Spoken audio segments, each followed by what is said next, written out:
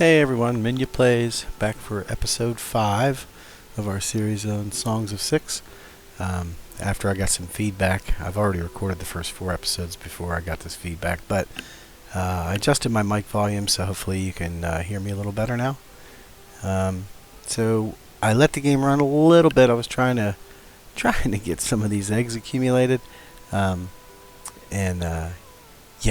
We got 7 out of 84 that we need, so that's going to be a while before I'm going to be able to get rid of that thing. And I've just built some roads. Let the peasants build some roads while I was planning out what we were going to do today. So this episode is pretty much going to finish off the industry tab. So by the time we're done here, we will have all of the industry up and running. Things should hopefully go well and be balanced, and it'll be great. So we'll dive right in.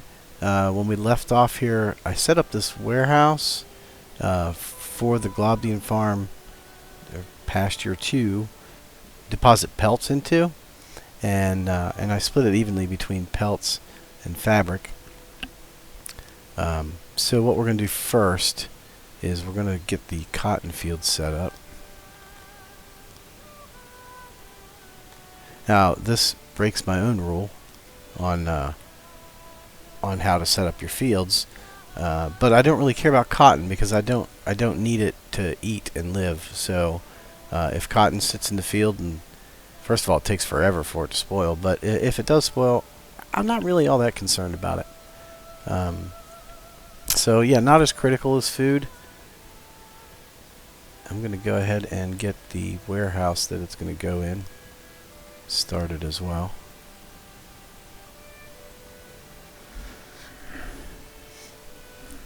So the production chain for the clothes, you grow cotton, and you need coal for some unknown reason. I guess the weaver needs to heat his place while he's making the cotton, turning the cotton into fabric.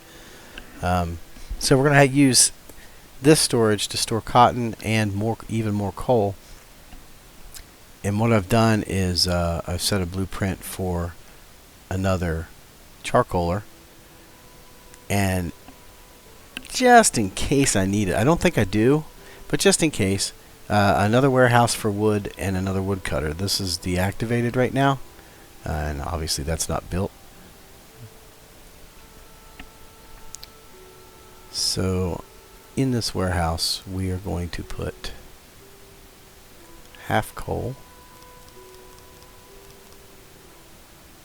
and half cotton.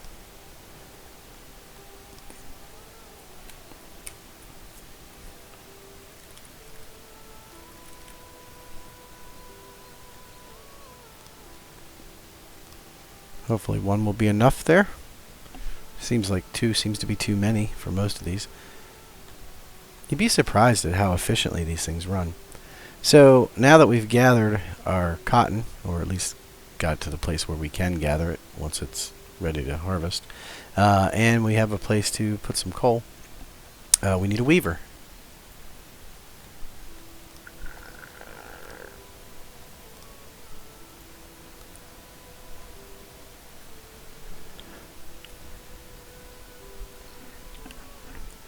As I mentioned earlier, we had already set this one up in the previous episode to store pelts and fabric, and the weaver is going to output fabric right into this warehouse. I swear one day I will say that right. What we'll want to do here, though, while this is going on, once the production actually starts, is we'll want to keep our eyes on the coal to figure out if we need to turn on this charcoaler and bring in more wood or not. We have plenty of wood, and of course we keep getting more every time we clear out a field, so plenty of locally sourced wood, and until that's gone I'm not real overly concerned about this.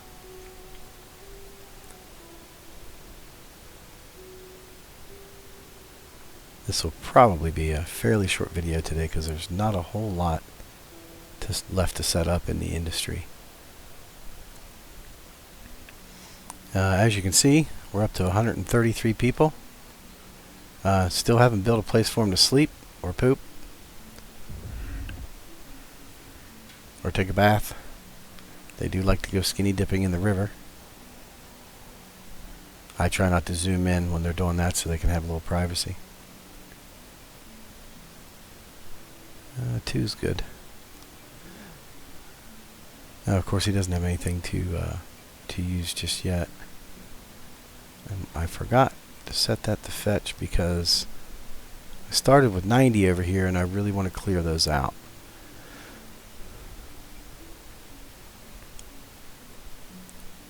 In fact, yeah, the pelts are cleared out. This is the last thing in this warehouse. So once this cotton is cleared out, I can delete this warehouse entirely and reclaim this space.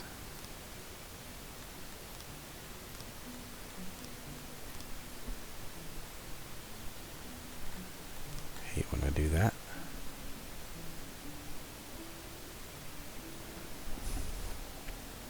Then I'll be able to straighten out my road finally.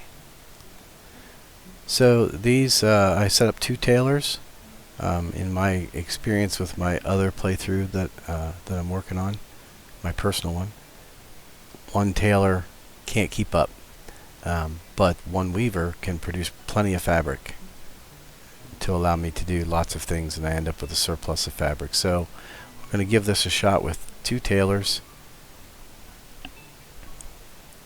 Obviously I don't need any right now because I haven't got the cotton in yet. And while we're waiting on that, let's just go ahead and, well, I meant to plan it, but while I'm here, might as well do that section and that section. The other thing I had to do was I had to relocate my quarry over to a better source of stone over here because we pretty much exhausted the initial setup. I'm not real crazy, I'm not real crazy about keeping stone in a warehouse because a warehouse is semi-permanent, obviously not permanent as you can see, but I try to keep the warehouse close to where the stone is, and unfortunately the next part of our industry setup is the stone cutter, which of course I want next to a stone warehouse. So it kind of turns this into more of a permanent setup, and my stone quarries are going to be moving all over the map as I find different patches and places for stone. So that does can get to be troublesome, especially as I mentioned before, the amount of stone it takes just to do the roads. I mean, that's with no walls. Yeah, so it's a challenge to manage the stone. It's a challenge to manage the food. But as long as you keep your eyes on your food stores, and when you see them starting to go down, that's your cue to build another one of these setups up here. And I still have not built the taverns yet, so I might delete these plans and go back and replan them with the carpet in them, because by the time I'm ready to build them, I should have fabric. In fact, I can see I already have some fabric trickling in.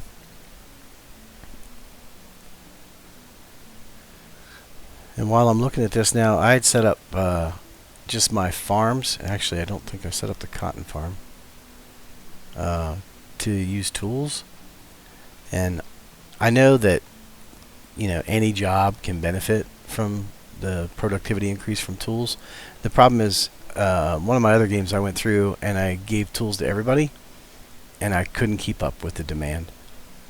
And I would rather have a little bit of a surplus than to have none, because I don't want farmers coming to grab a tool and there not being any, and then losing the productivity from the farms. That's the most critical piece for me.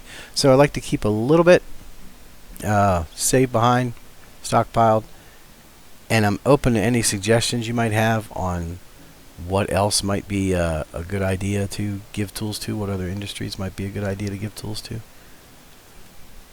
I just, to me, food is the most important, and I do not want to run out of that. I don't know if, can you even give them the military? Yeah, sure can. Does that help train people faster? I don't know. I don't know. I'd love to hear. Give me some feedback. Let me know. Still, like I said, still new to the game. Still haven't made it to 2,000 yet. Just basically sharing some basic small setups and efficiencies and that sort of thing with the community. Man, these people love to die. Medieval life is hard, right? Berry patches are just about full. Alright, so yeah, we have clothes coming in and apparently not going anywhere. Did I not? Oh, silly me.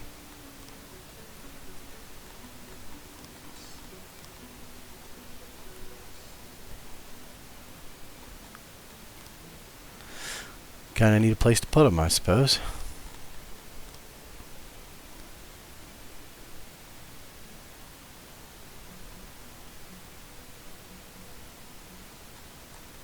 I mean, not really, because they never stick around long enough to be stored anywhere.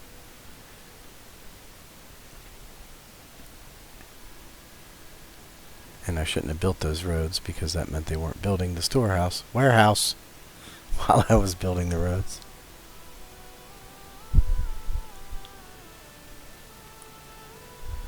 Alright, I'm just curious as to 150 is a nice, almost round number, 151.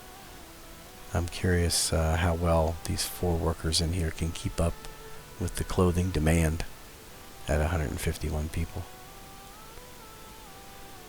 Of course, there is not going to be any demand if I don't enable the policy. Everybody can have one. Ooh, they must have been cold. Uh-oh. So we're about to get raided, well, closer to 200. It must be because I have raids on few instead of on some. I'm going to take him on with my army of 5. I do have a lot of unemployed though, so real quick I can ramp up the training efforts now. Maximize out that space. And hopefully by the time he comes up I'll have like 20, 25, 30, something like that.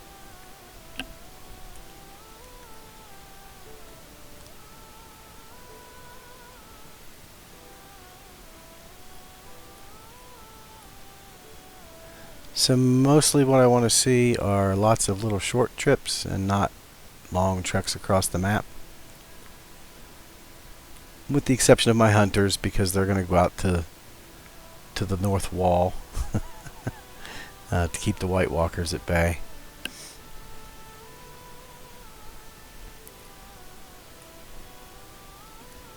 Okay, no surplus of them.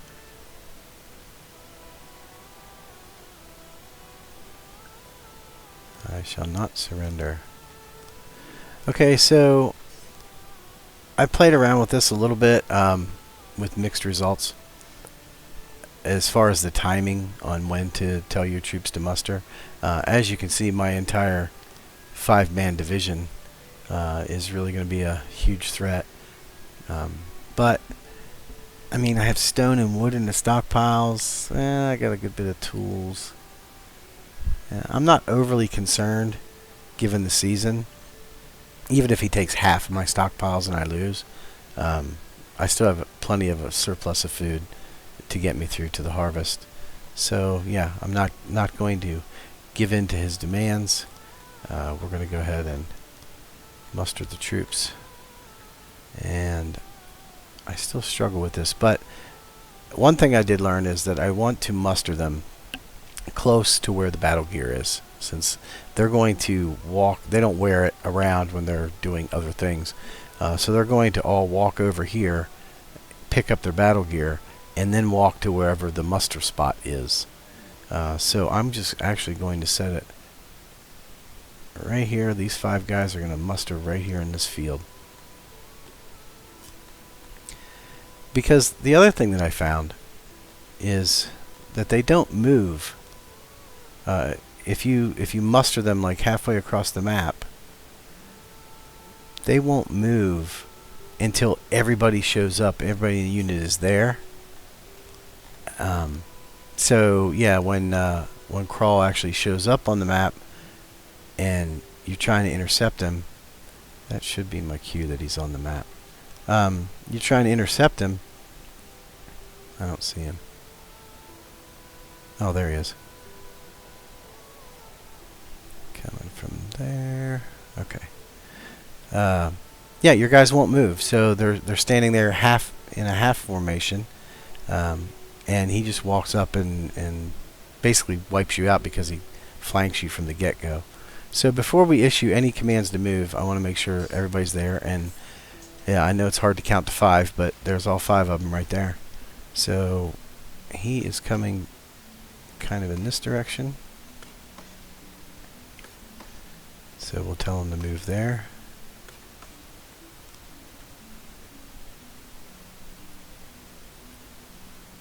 And that might have been a little... I like to move him in smaller increments. That might have been a little far, but I think I still have time before he gets here. Where is he?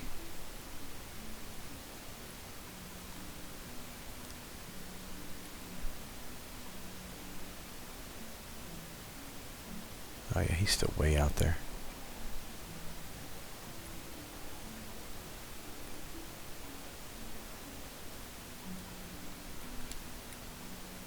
Alright, where'd you guys go?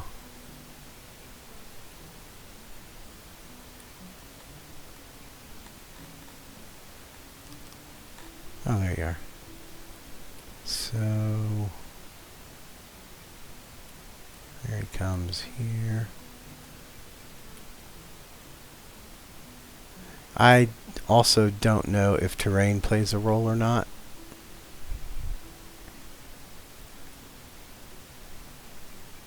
Now, I have used the terrain a couple times where I would stand at the side of a mountain that I knew he was coming around, so that when he came around it I could just smash into his flank. That seemed to work pretty well. Not sure why my guys decided to stop there, but there they go.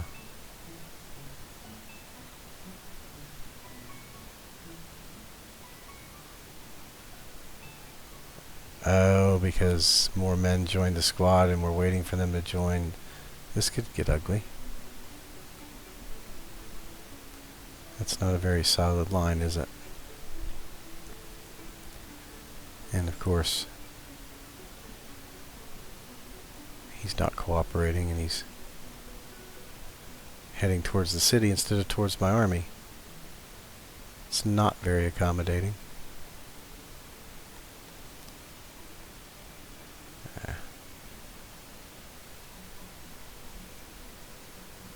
And now I gotta play a catch-up game. Awesome.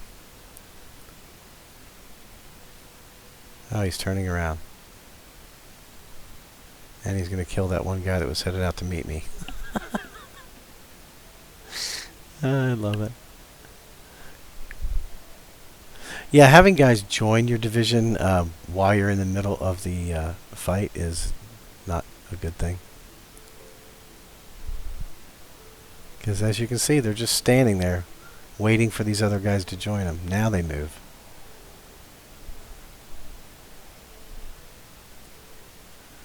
There's like 3 guys left. I can't find one to click on to tell them to attack. Which guy is the guy? It must be him. Yeah, obviously I'm not the greatest at combat, but yeah, my 5-man army that turned into a 22-man army by the time his 5 men got to me prevailed. They win the day. And let's see, 12% injuries over, well, a bunch of them are going to die basically. So my berry patch is going to be full. That was exciting. One tip, make sure I learned this the hard way. So these guys were mustered, and that little button is highlighted. This one doesn't seem to muster and unmuster them like I thought it would do all the divisions, and it worked when I first started playing the game, and now it doesn't seem to, so I do it individually now. But I didn't know that I had to unmuster them to get them to go back to their normal duties, and they basically stood wherever their last position was until they starved to death. So then I had to train up a new army. That was fun. Okay, where are we at? clothes. Oh, well, I don't know who was in the army, but... So as you can see, I'm certainly not going to get a surplus of clothes if I don't actually set the storehouse to store any. It's the little things. There we go. Now we're bringing some clothes. Okay. So what I'm looking for here is I just kind of want to keep an eye on this number, and since it keeps ticking back to 0, I don't know how long clothes last before they get tattered and have to be replaced, or if a citizen just wears them until they die and don't replace them. Yeah, I haven't dove into any of the code where you could make mods and look up numbers and things like that. This is all just me playing by trial and error, or in the case of combat, trial by fire, I guess. So I'm going to go ahead and get that other tailor up and running, because as you can see, I'm getting a surplus of fabric, although until I get that Globdian farm going, where I only need 74 more eggs, until I get that farm going, I'm going to run out of clothes because I'm limited on my pelts right now. Such is life. But it's not like I don't have a surplus of people that I can put to work. So I'm just going to go ahead and unpause. This is my mason, who will take this stone and cut it into blocks. And I hate him because he takes so much stone to make so few blocks, and the stockpile for those stone blocks.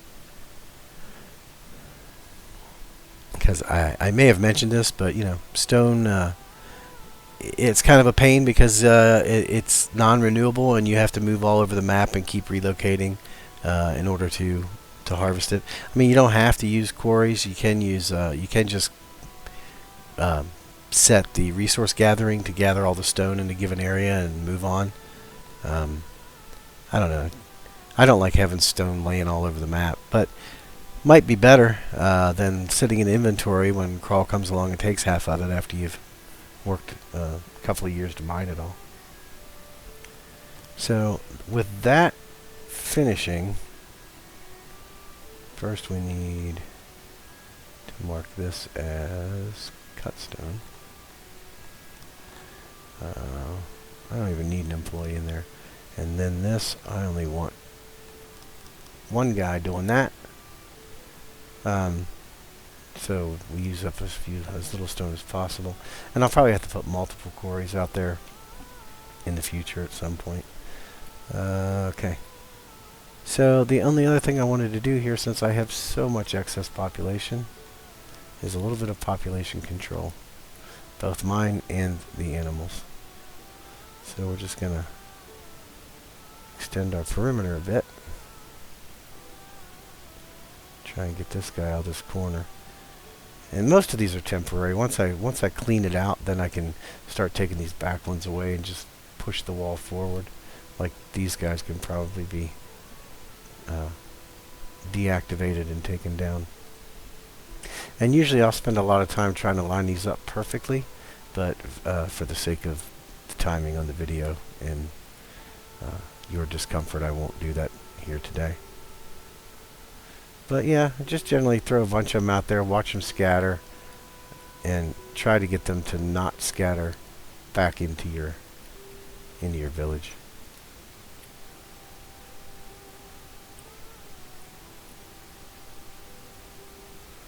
See, that's still 210 people in this village already. And to remind you, I still have not built a single dormitory.